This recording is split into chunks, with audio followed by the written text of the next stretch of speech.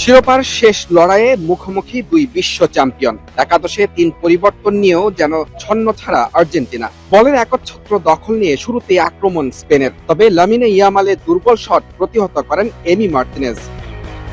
Cool body spray, long-lasting fragrance.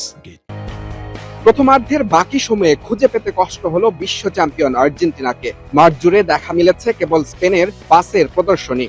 ৬৫% বলের দখল রেখে পাস ৩৬৩টি, ৩টি আক্রমণে ২টি ছিল লক্ষ্যে।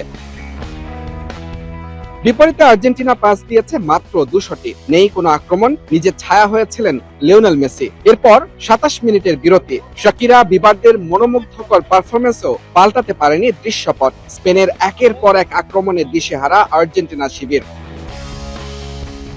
প্রথমার্ধে প্রতিপক্ষের ডিবক্সে একবারও বল স্পর্শ করতে পারেনি আর্জেন্টিনা। ১৯৬৬ সালের পর বিশ্বকাপ ফাইনালে এমনটা হয়েছে ৩ বার, যার দুটিতেই আলবিসেলেস্তাদের নাম।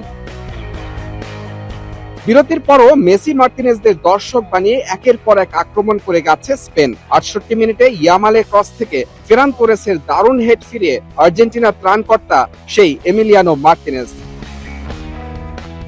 ইনজুরি সময়ে কুবার্সিকে ফাউল করে লাল কার্ড দেখেন এনজো ফার্নান্দেজ। ১০ জনের দলে পরিণত হয় আর্জেন্টিনা। সেট পিসে লামিন ইয়ামালের সামনে প্রায়শ্চিত্তের সুযোগ, তার মাপা শটে আবারও দেয়াল হয়ে দাঁড়ালেন পুরো আসরে নিষ্প্রভ থাকা এমিলিয়ানো মার্তিনেজ। সব মিলিয়ে প্রতিহত করেন ১০টি আক্রমণ। বিপরীতে নির্ধারিত সময়ে স্পেনের ডি বক্সে মাত্র একবারই বল স্পর্শ করতে পেরেছে আলবিসেলেস্তারা। অতিরিক্ত সময়ে গড়ানো ম্যাচেও স্পেনের আধিপত্য। গোলের দেখাও পেয়ে যায় লা রোহারা, কিন্তু নিকো উইলিয়ামসের উদযাপনে বাদ সাধেন রেফারি, বাজান ফাউলের বাঁশি। তবে শেষ রক্ষা হয়নি আর্জেন্টিনার। নিকোর অ্যাসিস্টে ডেডলক ভাঙার সঙ্গে স্পেনকে দ্বিতীয় বিশ্বকাপ এনে দেন ফেরান তোরেস।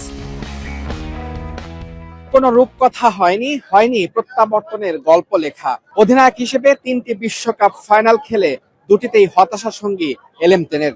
আর্জেন্টিনাকে কাঁদিয়ে প্রথমবারের মতো উত্তর আমেরিকা থেকে বিশ্বকাপ ট্রফি ইউরোপে নিয়ে গেল Spain. Mujrabin Tareq, Jamuna sports, New Jersey, যুক্তরাষ্ট্র।